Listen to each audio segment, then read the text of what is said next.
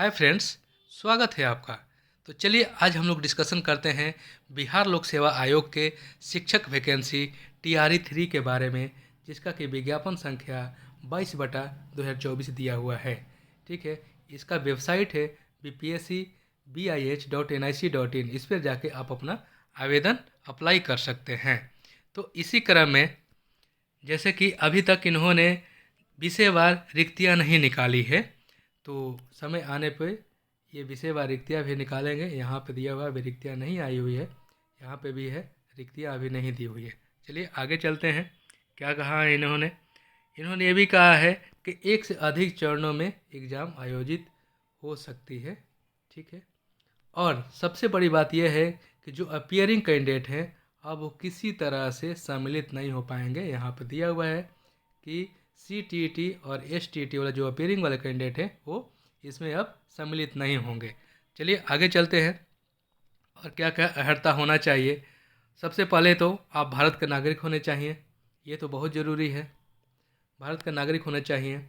उसके बाद शैक्षणिक प्रशैक्षणिक योग्यता आप रखते हो। ठीक है, सरकार, राज्य सरकार या केंद्र सरकार द्वारा जो समय समय पर शिक्षक पात्रता होता है उसमें आप उत्तीर्ण होना चाहिए। ठीक है, 1 से 5 के लिए आपको CTET पेपर 1 या BTET पेपर 1 देना है, उसमें होना चाहिए। 6 to 8 के लिए आपको CTET 2 या BTET 2 होना चाहिए। 9-10 के लिए STET पेपर 1 होना चाहिए। ठीक है, ये सब तो कैजुअली दिया रहता है सारे नोटिफिकेशन में, जो कि TRE 1 और TRE 2 में भी दिया गया है। चलिए अब 11-12 के लिए स्टेट पेपर 2 देना है। ठीक है, इसमें आपको आप देखिए यहाँ पर दिया हुआ है ये वाला कि CTET अभ्यर्थियों के लिए BTET 17 के लिए लागू प्रावधानुसार सामान्य कोटि के अभ्यर्थी को न्यूनतम 60%, ठीक है, समान कोटे वाले को न्यूनतम 60%, पिछड़ा वर्ग के लिए 55, ठीक है, और अति पिछड़ा के लिए 50% है। ठीक है, उसमें आधार पर उत्तीर्ण आपको माना जाएगा CTET और BTET में। ठीक है, अब आगे चलते हैं। तो यहाँ पर 1 से 5 के लिए क्या क्या आपके पास योग्यता होना चाहिए यहाँ पर दिया हुआ है। ठीक है, ये सारे जितने भी हैं 1 से 5 के लिए योग्यता ये नीचे में सारे दिए हुए हैं। जब आप फॉर्म भरेंगे तो आपके पास जो योग्यता होंगे इसके समकक्ष आपको भरते चलना है।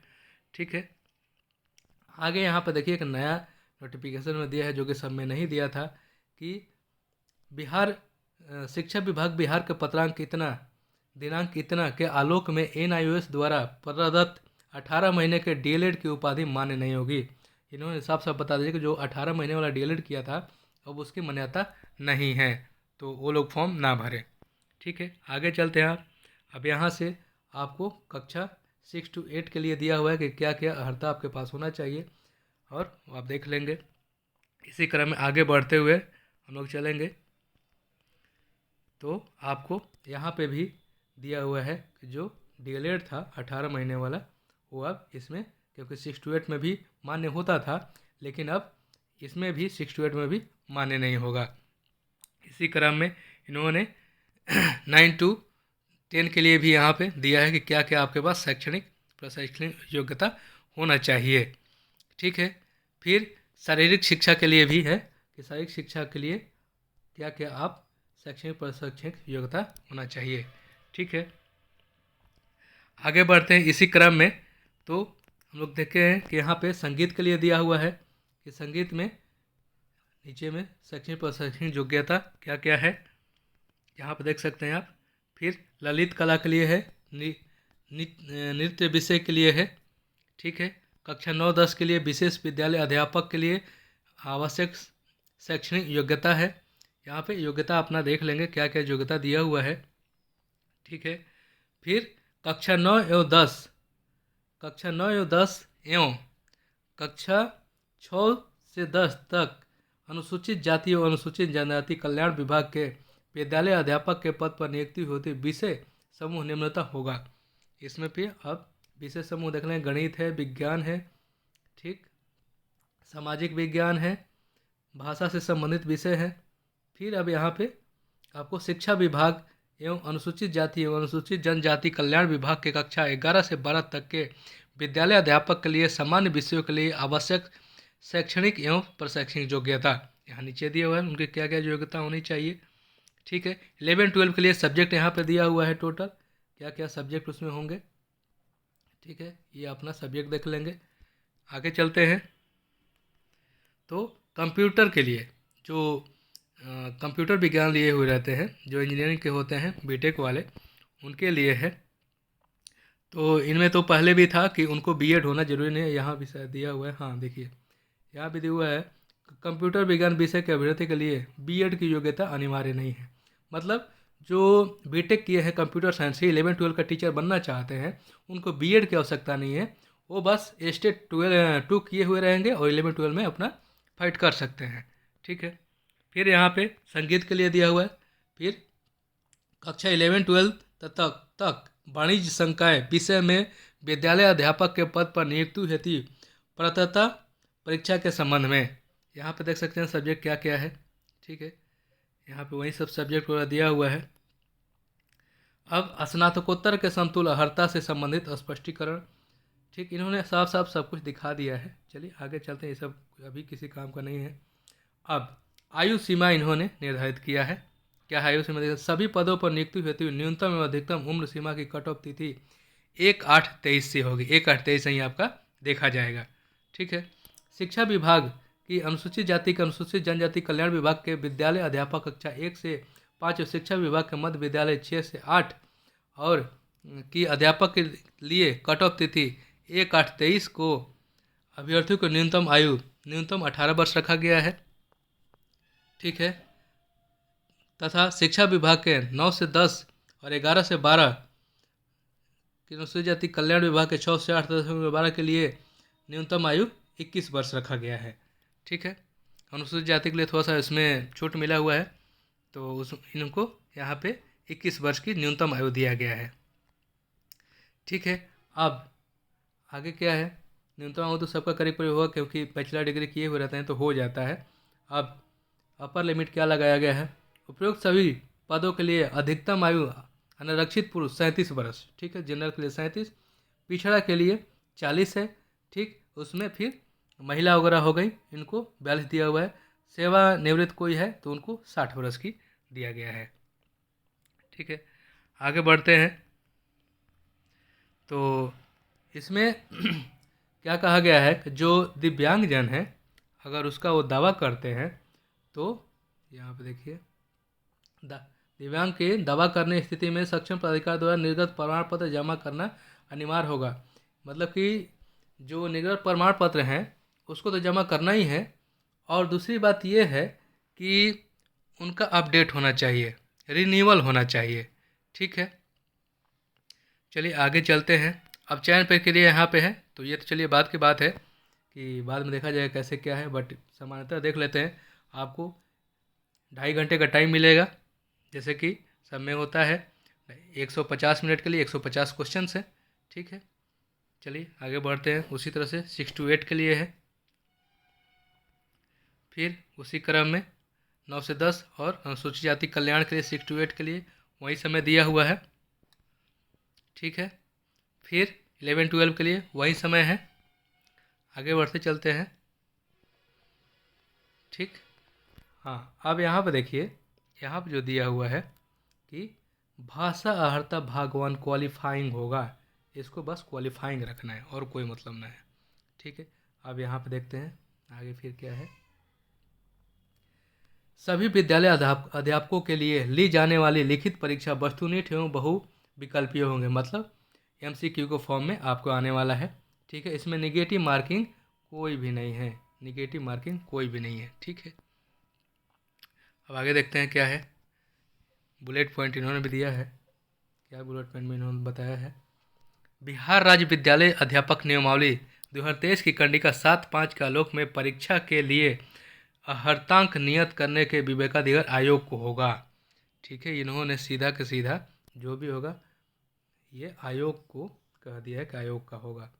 कार्मिक एवं प्रशासनिक सुधार विभाग के संकल्प ज्ञापांक संख्या इतना दिनांक इतना एवं पत्रांक इतना दिनांक इतना के अनुसार लिखित परीक्षा में शामिल समान वर्ग के उम्मीदवार को 40%, ठीक, पिछड़ा वर्ग उम्मीदवार को 36.5%, अत्यंत पिछड़ा वर्ग के लिए 34%, अनुसूचित जाति महिलाओं के लिए 32, ठीक है, अन्यथा परीक्षा के बाहर हो जाएंगे। मतलब इतना तो आना ही होगा, नहीं तो आप ऐसे ही डिस्क्वालीफाई होंगे। के साथ लिखित संशोधन, परंतु कुल रिक्तियां अथवा कुल अभ्यर्थी दोनों में से जिसकी संख्या कम हो उसके कम से कम 75% तक निरंतर पूर्णांक में अनुशंसा भेजने हेतु आवश्यकता अनुसार उक्त अर्हतांक अभ्यर्थी हित में इस हद तक शिथिल रहेगा। ठीक है, आगे चलते हैं। मेगा सूची जो तैयार होगा वो कैसे होगा यहाँ बताया गया है। ठीक, हाँ, एक और चीज़ जिसके लिए हमेशा आंदोलन होते रह रहा है, चलिए यहाँ पे है। औपबंधिक परीक्षा फल प्रकाशन के पश्चात पूरक परीक्षा फल प्रकाशित नहीं किया जाएगा। हमेशा मांग किया जाता है कि भाई पूरक प्रकाशित परीक्षा फल कीजिए, वो नहीं होगा। ठीक है, और इसमें साक्षात्कार नहीं लिया जाएगा। ठीक है, चलिए आगे चलते हैं। आगे ये आपको दिखाया गया है कि आपका तो ये वेबसाइट पता है कि आपको ये वेबसाइट रहता है, इस पर जाकर ऑनलाइन अप्लाई करना होता है। ठीक है, अब यहाँ पे आपको दिया हुआ है ये आयोग के विज्ञापन कालों में प्राप्त आवेदनों में अभ्यर्थियों द्वारा शैक्षणिक प्रशैक्षणिक योग्यता, शिक्षक पात्रता परीक्षा एवं अन्य योग्यता संबंधी दावों को सत्य मानते हुए परीक्षा आयोजित करने की कार्रवाई की जाएगी। ठीक है, जो आपने भरा उसी पर कार्रवाई कीजिएगा। आयोग के द्वारा तैयार औपबंधिक मेगा सूची शिक्षा विभाग, अनुसूचित जाति अनुसूचित जनजाति कल्याण विभाग को भेजने के पश्चात अभ्यर्थियों द्वारा योग्यता संबंधी आवेदन में किए गई दावों के सत्यता की जांच विभाग अपने स्तर पर करने हेतु के पश्चात नियुक्ति की कार्रवाई करेगा। आवेदन के दावे और उनके द्वारा प्रस्तुत कागजातों के सत्यापन के पश्चात मेगा सूची को प्रशासनिक शिक्षा विभाग संशोधित कर सकेगा। तो ये तो विभाग का अपना होता है, वो अपना करेंगे ही। ठीक है, तो ये तो सब जो रहता है। हाँ, एक और जो महिलाओं के लिए है जिसमें अटकलें लगाए जाते हैं, चलिए देख लेते हैं। साफ साफ यहाँ बता दिया गया है। आरक्षण का दावा करने वाली विवाहित महिलाओं की जाति, अस्थायी निवास, क्रीमी लेयर रहित प्रमाण पत्र उनके पिता के घर के नाम एवं पता से निर्गत होना चाहिए। ठीक है, ना कि उनके पति के घर से, मतलब कि उनके हस्बैंड के घर से नहीं होना चाहिए, उनके पिता के घर से ये सारे उनका बनेगा। उपयुक्त आरक्षण संबंधी सभी प्रमाण पत्र सत्यापन के समय मूल रूप से प्रस्तुत नहीं करने पर आरक्षण का लाभ नहीं दिया जाएगा। जब आपका सत्यापन किया जाएगा तो उस समय आपको जो ओरिजिनल होंगे वहीं आपको देना होगा। ठीक है, यहाँ आप देखते हैं क्या है। आरक्षण कोटि के उम्मीदवार अपनी जाति के अनुरूप पूर्ण रूप से संतुष्ट होने के पश्चात ही आरक्षित कोटि का अंकन ऑनलाइन आवेदन के संबंधित कॉलम में करेंगे एवं ऑनलाइन आवेदन भरते समय उनके पास आरक्षण कोटि के अनुरूप सक्षम प्राधिकार से निर्गत प्रमाण पत्र उपलब्ध होना अनिवार्य होगा, अन्यथा आरक्षण का दावा मान्य नहीं होगा। हाँ, तो अपना जो भी रिजर्वेशन है उसके अकॉर्डिंग आप अपने ब्लॉक से बनवा लें, क्योंकि इसमें ये बिहार का फॉर्म है तो आपको अपने ब्लॉक से रेवेन्यू ऑफिसर से बनवाना होगा जाति और निवास। और जो महिलाएं हैं उनके लिए तो भाई अपने फादर के घर से बनवाना होगा, ना कि अपने हस्बैंड के घर से। क्योंकि बहुत बार क्या होता है कि वहाँ पे जाने पर जो रेवेन्यू ऑफिसर होते हैं वो बोलते हैं कि नहीं भाई निवास हम यहाँ से कैसे बनाएंगे। तो आप ये अपना जो भी है जो गवर्नमेंट ने दिया है आप उसको वहाँ शो कर सकते हैं कि देखिए यहाँ पे सीधा सीधा लिखा है कि यहाँ से होगा। अब हम कुछ नहीं जानते भाई, आपको करना ही पड़ेगा, वो कर देंगे वो लोग। देखो TRE वाला 22 हो चुका है, इसी आधार पे हुआ था। ठीक है, जैसे ऊपर में मैंने बताया यहाँ पर दे भी दिया है कि अस्थायी दिव्यांगता प्रमाण पत्र में निर्धारित अवधि के बाद नवीनीकरण नहीं होने की स्थिति में प्रमाण पत्र विधिमान नहीं होगा। तो आप अपना जो भी दिव्यांग लोग हैं वो जो भी उनका सर्टिफिकेट मिलता है उसको नवीनीकरण करा लें, जिससे कि उनको बेनिफिट मिल सके। ठीक है, अब यहाँ पे दिव्यांग के लिए क्या दिया हुआ है देखिए। सामान्य प्रशासन विभाग बिहार सरकार के पत्रांक इतना दिनांक इतना के अनुसार बेंचमार्क दिव्यांग अभ्यर्थियों को श्रुति लेखक एवं अन्य सुविधा का दावा करने की स्थिति में उपर्युक्त सूचना के साथ संलग्न सूची 1 में सक्षम प्राधिकार द्वारा निर्गत प्रमाण पत्र की सूची प्रमाण पत्र एवं सूची 2 में शपथ पत्र संलग्न अनिवार्य होगा। तो जो भी आपको श्रुति लेखा गौरव चाहिए, सुविधा चाहिए, तो आपको शपथ पत्र का संलग्न करना ही होगा। चलिए आगे चलते हैं। यहाँ पे देखते हैं क्या इन्होंने बोला है। सभी वांछित प्रमाण पत्र तथा शैक्षणिक प्रशैक्षणिक योग्यता, शिक्षक पात्रता, दक्षता परीक्षा उत्तीर्ण, आरक्षण संबंधी प्रमाण पत्र आवेदन करने की तिथि 25/2/24 तक निर्गत होना आवश्यक है।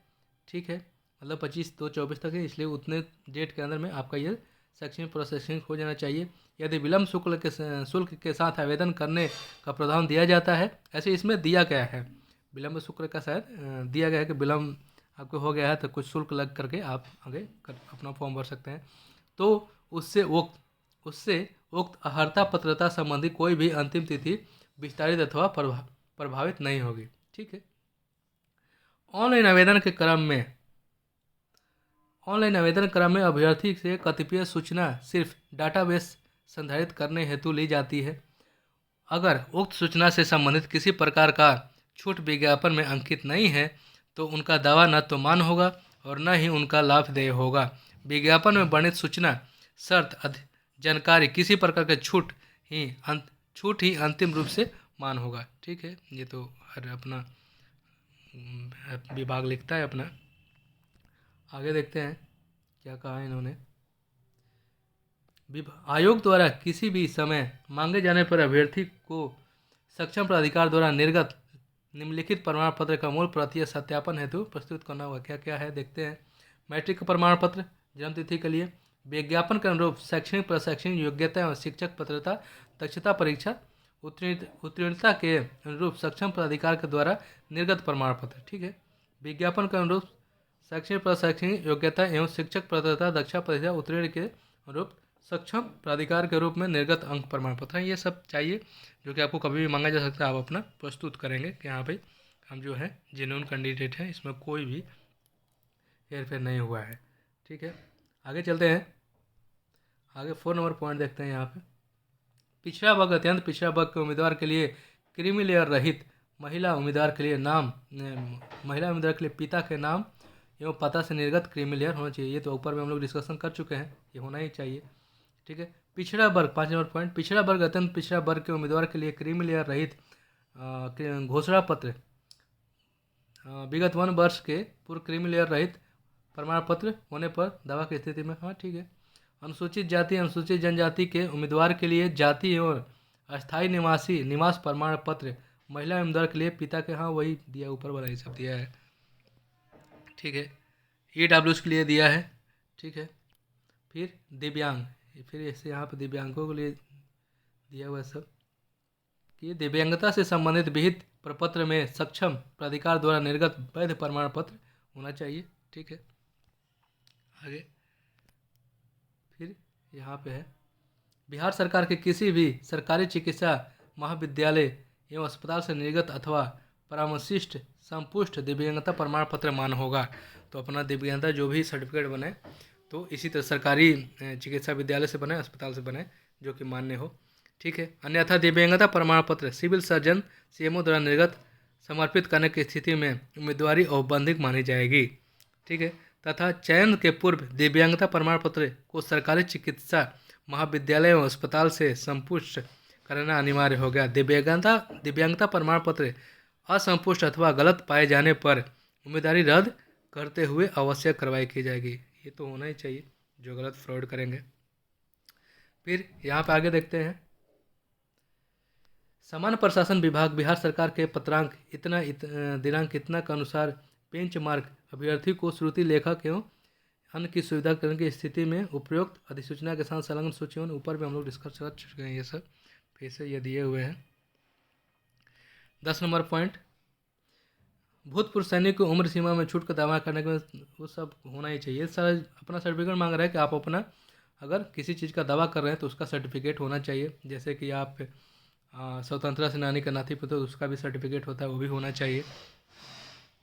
ठीक है, 13 नंबर पॉइंट देखते हैं केंद्र सरकार बिहार सरकार या किसी अन्य राज्य सरकार के अधीन किसी भी पद पर नियुक्त हो तो परीक्षा में भाग लेते हो सक्षम प्राधिकार द्वारा निर्गत अनापत्ति प्रमाण पत्र, नो ऑब्जेक्शन सर्टिफिकेट होना चाहिए।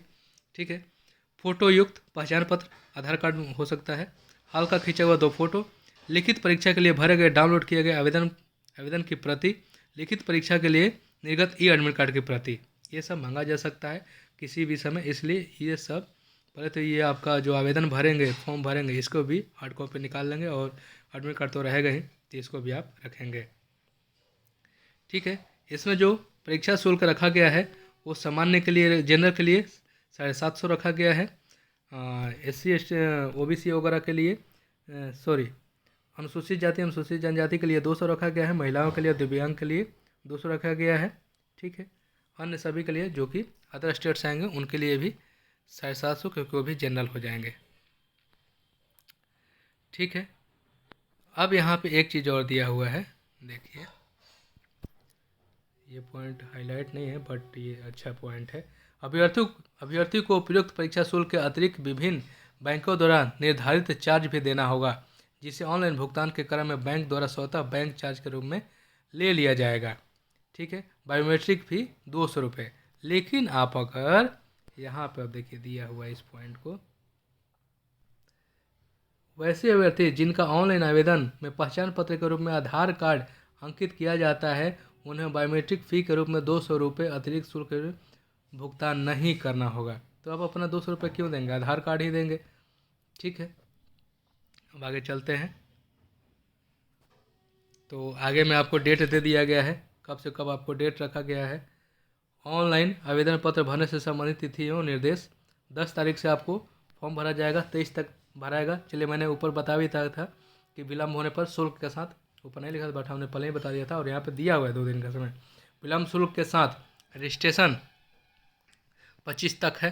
ठीक है, प्रारंभ करेंगे आप 10 से और अंतिम हो जाएगा फिर 25 तक, जो कि अविस्तरणीय है। ये बोल रहे हैं कि इसके आगे 25 के आगे हम डेट नहीं बढ़ाएंगे।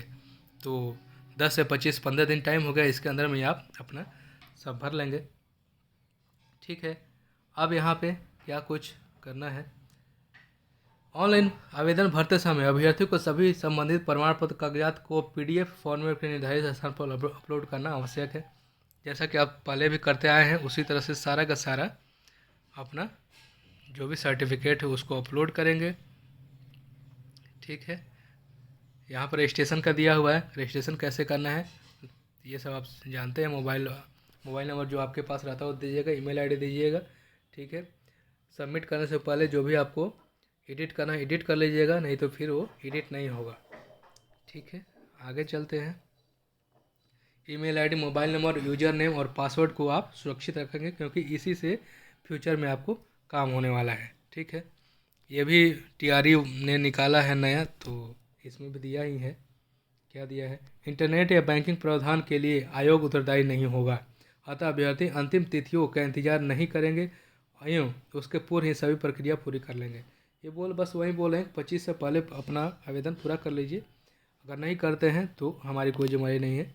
ठीक है, फिर यहाँ पे